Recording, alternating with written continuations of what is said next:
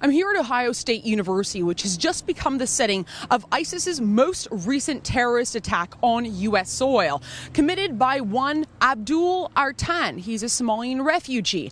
Now, it should be pointed out that this terrorist attack comes just 2 months after another knife terrorist attack in Minnesota that was perpetrated by the son of Somalian refugees.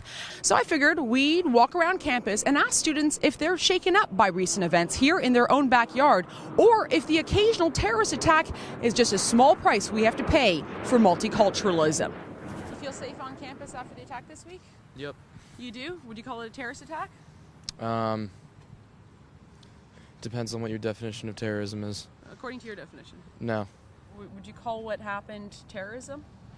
I don't know what happened yet. I don't know what it's about, and I think we still have a lot to learn about the incident. ISIS has claimed responsibility. I do realize that, but that doesn't always mean that's what necessarily happened. Would you call this terrorism? I'm not sure. I've been just kind of like keeping updated with the news. I'm not sure if they've confirmed that or denied that. ISIS claimed responsibility. Yeah, so I don't know. Would you call what happened terrorism?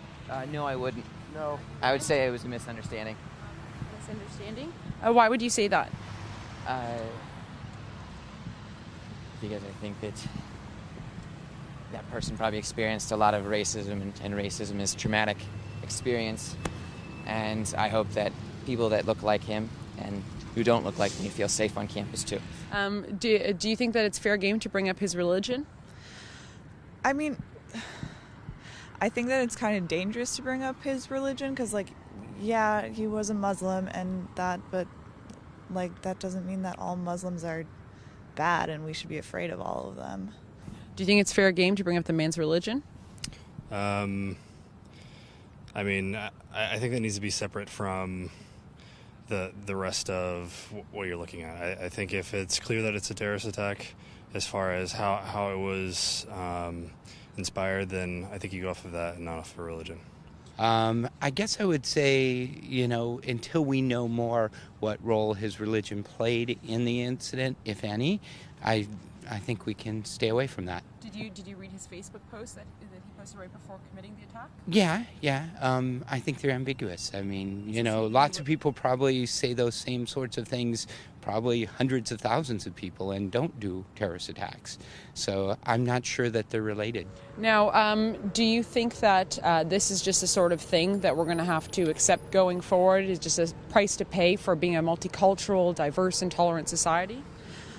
I mean, yeah, probably.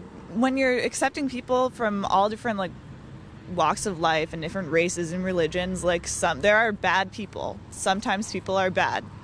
And, it's going to happen. It's not because one group is worse than another. It's just because bad people exist. So you would say that Islam's the same as any other religion? Yeah. There are radical Christians, and just any religion is going to have extremists. And just because they're Muslim doesn't mean that, suddenly all Muslims are bad. Who do you think is the bigger victim here, the 11 injured or the Somali community who's lost someone? Well, obviously I hate to, rank victimhood. If the people who got hurt, that was terrible.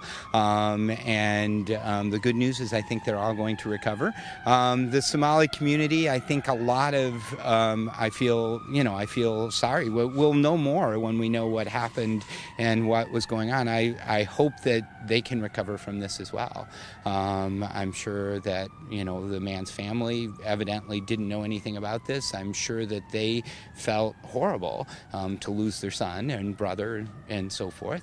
So I think there's a lot of sympathy to go around, I guess. Are you a student here? No, I'm a faculty member. Well, you can chalk it up to ignorance, inhibition, or even indoctrination, but it would seem folks here on the ground at OSU are unwilling to admit, to come to terms, and to cope with the fact that Islamic terrorists have just targeted their own backyard. For the Rebel.media, I'm Faith Goldie. We're 100% crowdfunded. If you like what you just saw, visit OhioJihad.com and help cover our costs here at OSU.